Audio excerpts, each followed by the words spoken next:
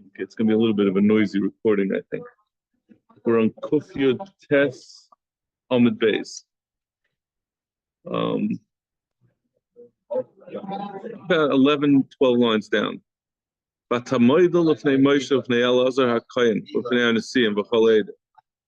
is back to the story of Nice Slavchad. They went to complain. They went to ask, what's the din? They wanted to get a Yerusha. And they said they went and they stood in front of Moshe and in front of Elazar. They went and asked Moshe, and then they asked Elazar Kohen, and then we asked the Nesiim, and then they asked everyone. After Amdul say Moshe, well, does it make any sense? They went and asked Moshe, and he didn't know the answer. But Amdul Nesiim, they went to Nesiim, the other way around. Like, if Moshe doesn't know the answer, how are they going to know the answer? Elazar says you have to say the other way around. First, they went to the regular people, then they went to the Nesiim, then they went to Elazar, and then they finally went to Moshe. You have to turn the pasuk around the opposite way.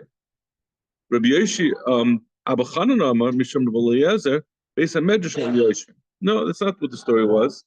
When it says he went and asked all of them, the Bnei Slavchad went and asked the entire congregation as well as Moshe.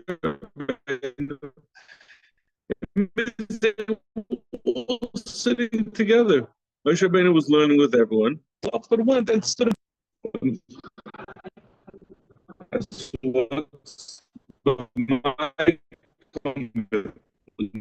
the basis of this machlok? One man asked. First, they asked the Ada. The first man says they first asked everyone. Then they asked the Nesiim, and finally asked Moshe. They said you don't go give kavod to a Talmud. You don't say Lefnei Ada. If Moshe Rabbeinu is there, if Moshe Rabbeinu would be there, you'd address him directly. So therefore, he has to say that they went to ask the others. They weren't all together. They first went to ask the others, and finally they asked Moshe. The other one says, no, it's not a problem. They could all have been together, and they addressed the question to everyone. It's not disrespectful if you have, let's say, a bezdin with the Chafetz Chaim, and you also have a young younger man. You can say, I'm asking the Rashiv and all the Rabbanim. It's not disrespectful to include everyone together. You can give kavod to a Talmud in front of his Rebbe. The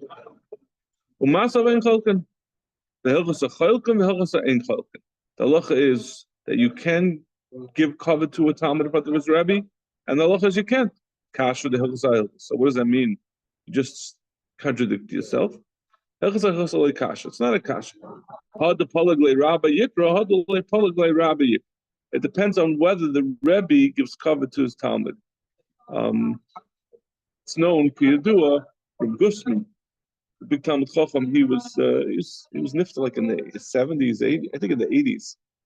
But he had lived before the war, and it's known that Rav Chaim Ozer, back in the Bezdin in Vilna, stood up for Gusman.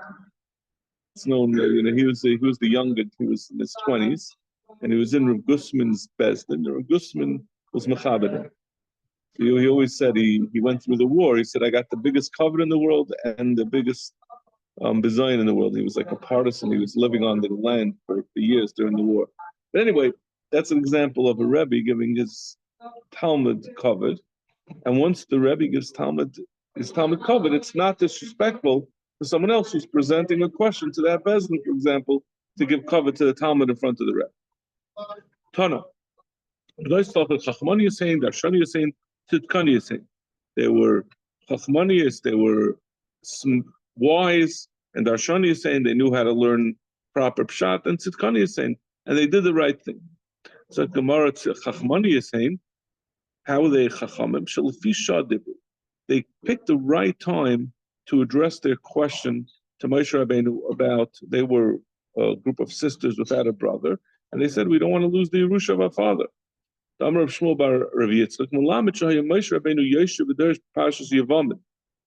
went to approach Moshe Rabbeinu while he's in the middle of learning the parsha of Yibam.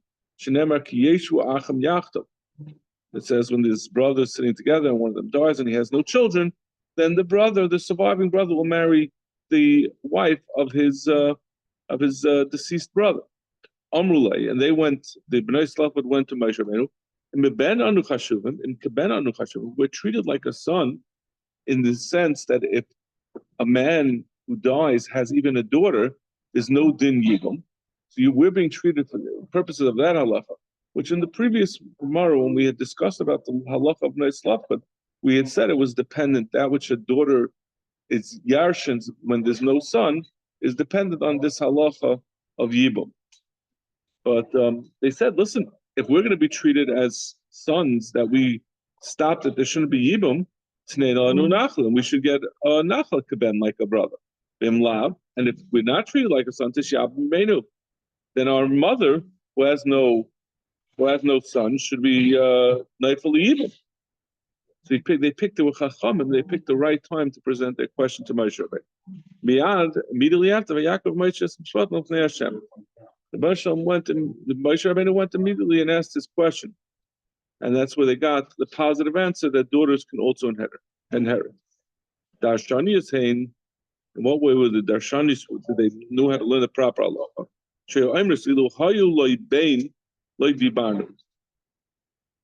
That they said, if our father would have had a son, we never would have opened our mouths. We understand the halacha is that a son gets before a daughter, but there was no son over here, so therefore we should also yarshin. There's a version of this brisa that says, bas, we wouldn't have said anything. Amar Rav Yirmiyah, Sami Mikam Bas. Rav Yirmiyah says you have to take that away. It doesn't make any sense. There were a bunch of 5 daughters, and they said if we would have had another daughter, then we wouldn't have said anything. Well, why not? Abaya mafilu haya bas leben loy debani.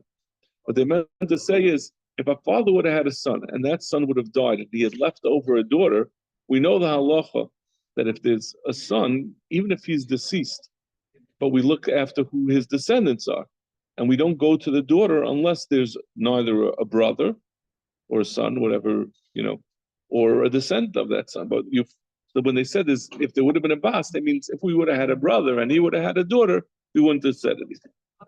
So that's Darshanias. Tzadkani is saying, in what way are they tzadkanias? They only married someone who was appropriate for them. It's a very interesting thing, right? What's the grace of tzidkas of marrying someone that's appropriate to you? But vice versa, you see there's a lot of people that want more than they want to be upwardly mobile.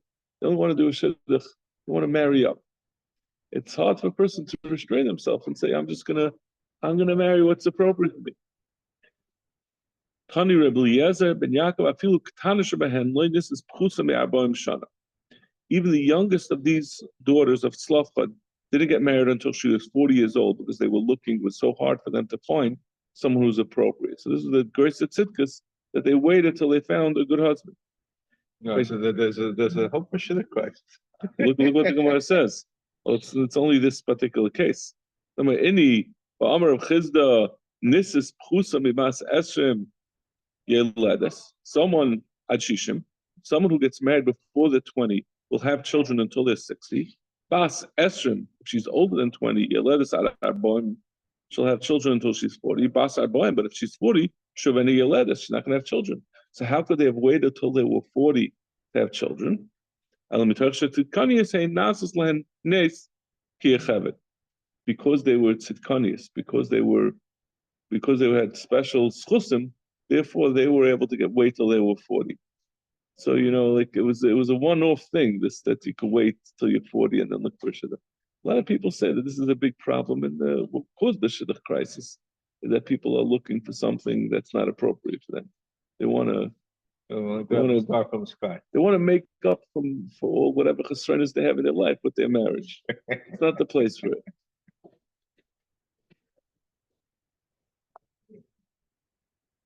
When you said cases like that, you agree, right?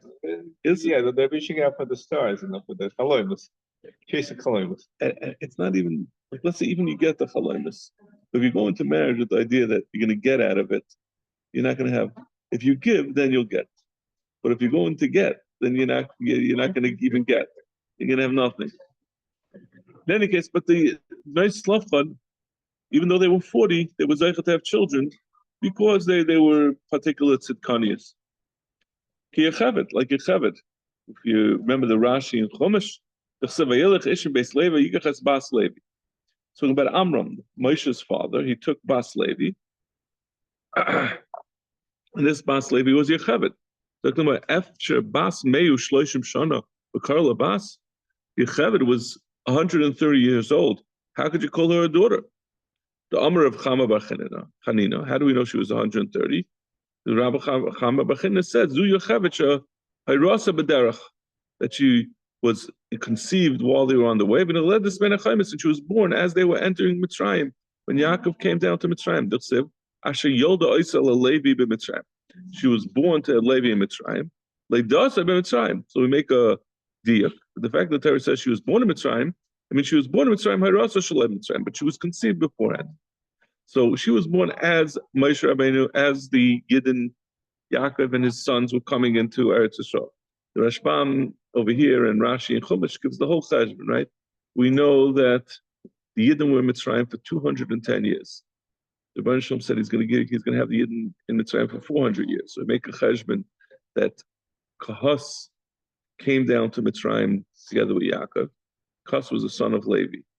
He was the father of Amram, and he lived. He lived however long he lived together with Amram, and Moshe Rabbeinu left Mitzrayim when he was 80. It doesn't add up all to 400. So it can't be, comes out to like 350. So it can't be that the Yidden were Mitzrayim for 400 years. So therefore we must say that it starts counting from when Yitzchak was born.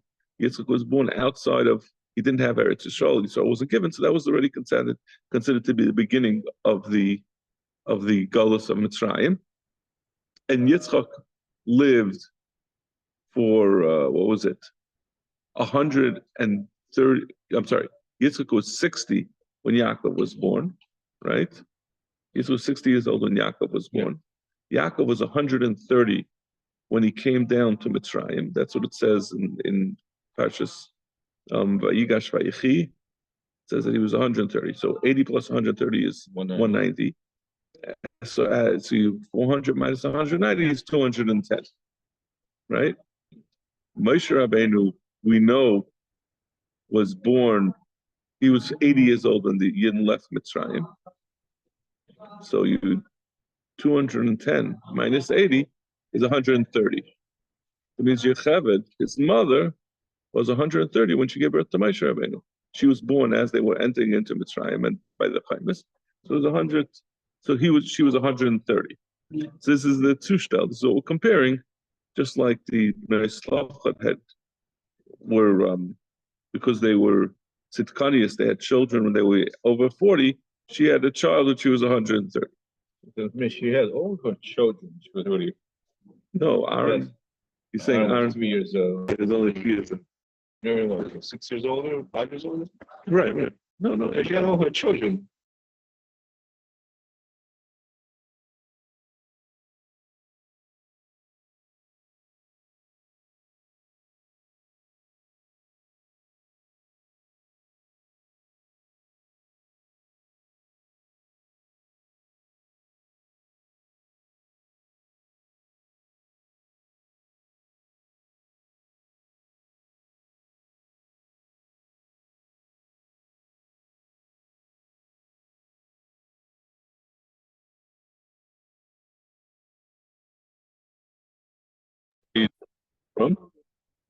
Once she remarried Amram, she became rejuvenated, like a naira, like a young girl. Nis'ad and Basra, her flesh became what do you call it? Firm. Dispashtu aktamim. Her wrinkles went away. And she got as beautiful as she was before. Vayikach. The Gemara said, and the pasuk says Vayikach, that Vayikach es Ishmi Beis Levi. What does it say? He took her. He was already previously married to Amram, and he had just divorced her because of the Xeris of Paris. So what does it say? Vayikach, Vayichsami Bayale. To say he returned her. He made her a full-fledged chasina. Yeshiva Bapiryan. He carried her on the chair. Aaron and Miriam is Sharmul Fanel, and Aaron and Miriam was sang in front of Malachei Shoros. Ema banim samecha. Everyone was singing, everyone was being mesameach with this chasana. Now we're back to the Bnei Slavcha. So lahalon ma'anakas of derech gedulusa. When the Torah says that the Bnei Slavcha got married, it said a different order of the names, the actual 5 names of the Bnei Slavcha. It says in the order of their birth, of how old they were. But the first time when the Torah was saying about the question that they asked, it did it in the order of how Bava Chachamim they were. And there's a writer,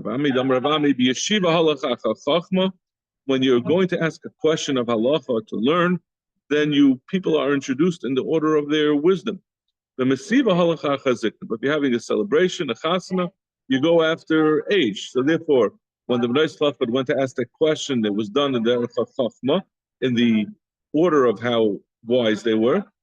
And when they were talking about they got married, it mentioned their names in the order of age. Amar Ravashi, Ravashi says this rule that when you have a gathering for learning, you go according to how much of a chacham a person is. That's only if a person's exceptional chacham, not just you don't do it if one person's slightly less of a dummy than the other one. It has to be one person is significantly more of a chacham, that he goes first. And the same thing with ziknus. If you go as far as age, you go only if someone's significantly older. The nice Slavcha Shkulas Hayt. The Baby Shmuel disagrees. He said all the Bnei Slavcha were equally wise. They all go chacham. Shenamar Vatiyana, Havai Achas L'Kula. Says the Lashon Tiyana, that's mashma, they were all the same. Amar Vidam Shmuel. Bnei Slavcha Chutru Li'nasa L'Chol Hashvatim. As we had said before, that in that dar there was a restriction that people from one shevet couldn't marry another shevet. But there was an exception, as the Gemara is going to explain. There was an exception made for the Bnei Slavcha. They were allowed to marry out of their shevet. Shenemar, the Gemara never explains why, but it seems the understanding is because they were Chachmanias and Shanias, and all these milas, the Torah, the Rebbe Shalom gave them a special exception. We'll see from a pasuk. Shenemar l'toybei names, the Torah says it clearly. That says that they can marry whoever they want. Elamani Mekayim Achla Mishpachas Mate Avim Tiana L'Nashim. But the pasuk also says about the Bnei Slavcha that they should marry from their Mate Avim. They should marry from their own family. So how do you have two opposite mashmais? Well, once it's l'toybei name, they can marry anyone. Then it says to their shevet. The Gemara Eitza Toiva he see in Akasa. Torah gave them an Eitza Toiva. So Yinasu Allah Hagan Lahem. They should marry from their own family because that's what's Hagan. That's what they're going to be most comfortable. Moisav Rabbah, Amar Aleim L'Oisana Imdim Al Har Sinai L'Doirei Seichem. It says Amar Aleim. This is Amar Aleim L'Doirei Seichem. Kol Isha Sheyikra Mikol Daracham LaKochim Asher Yekdishim Bnei Yisrael Hashem Masav V'Nichas HaNefesh Him L'Bnei Hashem. This is talking about someone who's Eichels Kochim Be. I think it's talking about Shchutei Chutz. It's talking about someone who eats Kochim Betumah. So first it says Emor Aleim, which is mashma to the people who are standing there to that dar. And it says L'Doirei Seichem, L'Doirei Sabayim. And there's also mashma is that this din of eating kachim betumah is for future b'doros. Why do you have to say both for this dar and for future doros? Just don't say anything. We'll assume that it means for all times. So there's some things that only applied to the avos, meaning this rule of hasava, that they're not allowed to marry out of their own shevet, which didn't go for future dairis. And there's also for future dairis, meaning when they go into Eretz Yisrael, you have all the halachas that apply only in Eretz Yisrael that don't apply in the first dar, the dar hamidbar. So the pasuk explains, the Gemara explains, it says by the avos, meaning by the daughter Yotzei Mitzrayim, the whole bas Yereshes Nachla, every daughter that inherits a Nachla should only marry within her own shevet, which only applied at that time. And there are many mitzvahs that the Banim had that the avos that the Bnei Yotzei Mitzrayim did not have because they weren't in Eretz Yisrael.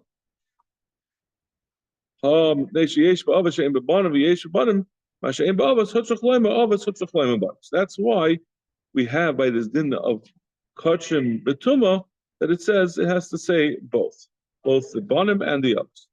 Katanimias, but in any case, we see from this whole long brisa that we just brought, that it was by that door of Yaitzim Mitzrayim, it says, the Boya Aretz, that they all had to marry within their own nachla, so how within their own shevet. How could it be that the Bnei Slavchad were an exception? The Bnei Slavchad were an exception to this rule. Like I said, it doesn't give any explanation of why, but the Torah, since it says, the Torah is saying they can marry anyone who they want. Amar Ma, Bava in Bevanim Loy. It says, Lagabi, this din of Asava, that someone can only marry within their own shevet. It says only by the Avos, by the Dar Boyaretz, and not by the future Daras. My mash, how do you see this? Amar Rava Amar Kros, Zehadavar. Dava Zelo Yehi Noyik Ele Bedar Zeh. Since it says Zehadavar, the pasuk says, Zehadavar Shetziva Hashem Libnoi Stov Chadleim. L'toy Beineim Tiyana L'Noshim. Alcham Shechamate Avim Tiyana L'Noshim. It's telling you this is only for this dar that you have to marry for your within your shape. Amalei Rabbah Zuti L'Ravasha L'Miata Zehadavar D'Shkutei Chutz Hachanamid L'Yenoy Gala Bedar Zeh. The pasuk we spoke about eating kachim, betuma and bechutz. It also says zeh adavar over there. So it should also only be noig for the door of Baya Aretz and not in the future, and the door of the Yaitzim Mitzrayim. So Gemara Shani Hasan Yuchsiv L'Dairoi Seicha. It says L'Dairoi Seicha.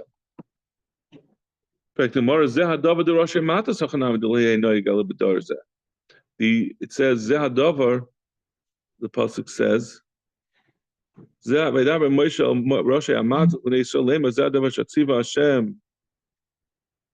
is talking about Ishki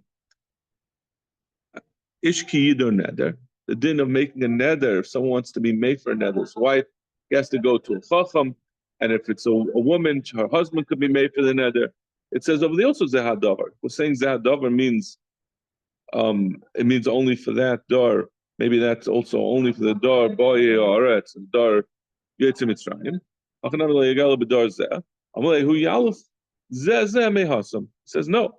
We had by shchutei chutz that it said zeh, and it also said l'dairei seichem. So we make a hekesh, we make a gzeir shava of zeh. Just like by shchutei chutz, it means for all the dairis. So too by a neder, the navahar sadam is also going to be for all dairis from a gzeir shava from shchutei chutz. So tomorrow, Hainami lives there as Amehasam. But we started off with our din about Hasava, the din that a woman can't marry out of her shevet. That was said at the time of the Dar Boya Aretz. And we said, because it says Zehadavar, we said that means that means only for this Dar. So why don't we make a Gzeir Shava to that also? So tomorrow, Haimai, Bishal Mahasam Itzrich Gzeir Shava. The between Shchutei Chutz and Hafar Sadarm, the Gemara is going to show that we had a different reason for the Gzeir Shava. But over here, we didn't need the Gzeir Shava for any other reason. So why would you say first, Zadavar, which is mashma just for this? Why would you say something that's mashma just for this dar, and then make a Gzeir Shava and say, no, it's L'Dairei Seichem? Don't say anything. Lishta Kramine. Since there's no other need for the Gzeir Shava, so why do you have to first tell you that, make it sound like it's going to be only for this dar, and then make a Gzeir Shava that it's for all the daras? Elamai, from the fact that the Torah said it, it must be telling you it's only for this dar. My Gzeir Shava, what's this Gzeir Shava that we needed between Shchutei Chutz and Hafar Sudam? The Tanya. Nemer kan zeh hadavar v'nemer lon zeh hadavar. Malalan Aaron banav b'chol Yisrael. Af kan Aaron banav b'chol Yisrael. Since it says by Shchutei Chutz, Aaron banav b'chol Yisrael, we use the Gzeir Shava to tell you also Aaron banav b'chol Yisrael by neder. The Gemara is going to explain what does that mean. What is that telling you? Umakan Roshei Amatas. Just like by Afar Sodom, it says Roshei Matas. Avalon Roshei Matas. So what are both of these Gzeir Shavas actually telling you? It doesn't really mean anything. Amar Mar Malalon Aaron banav b'chol Yisrael. Afkan Aaron banav b'chol Yisrael l'may hilchos. So what is that telling you?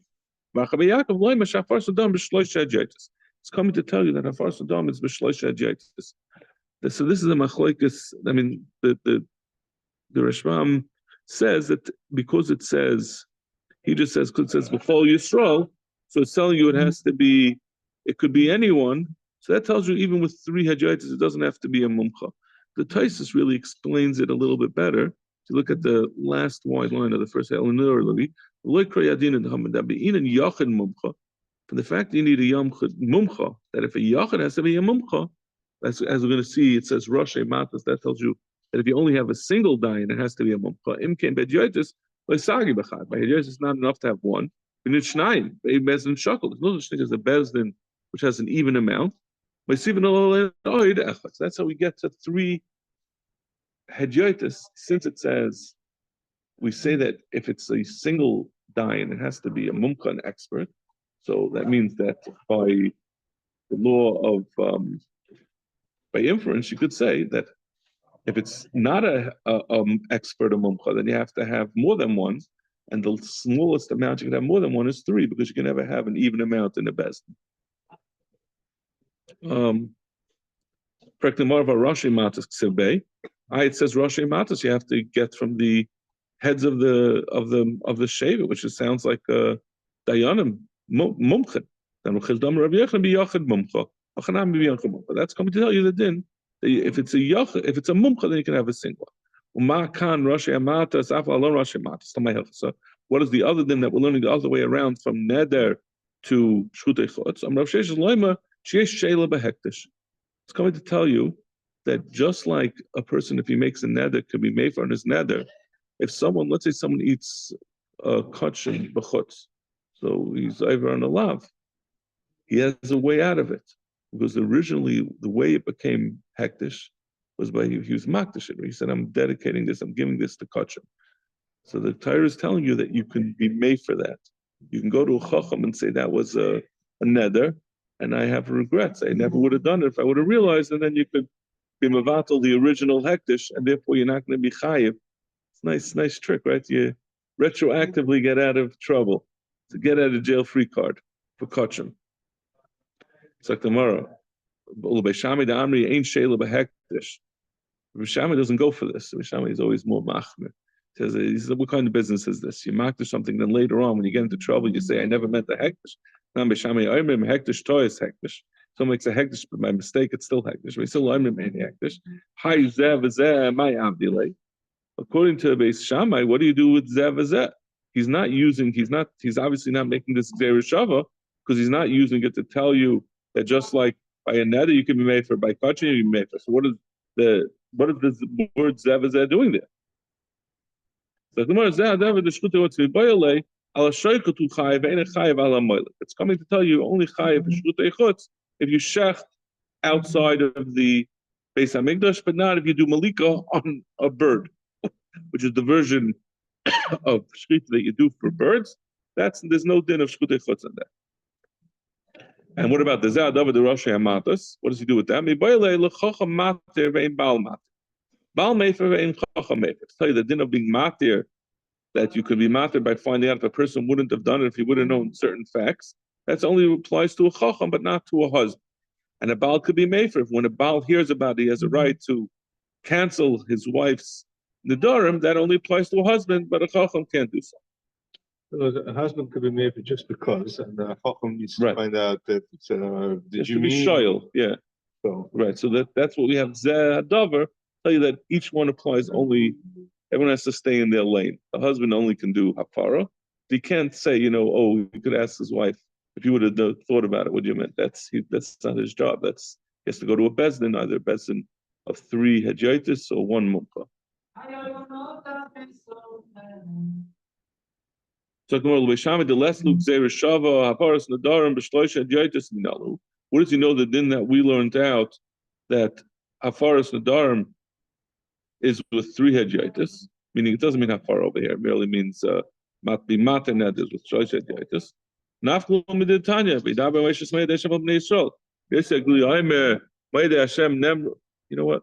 Maybe we'll leave this. We'll leave this tomorrow. This goes for a while. Okay, we're going to stop over here. Shkoyach to you. you're in town for Yom Tov? Yeah, I am.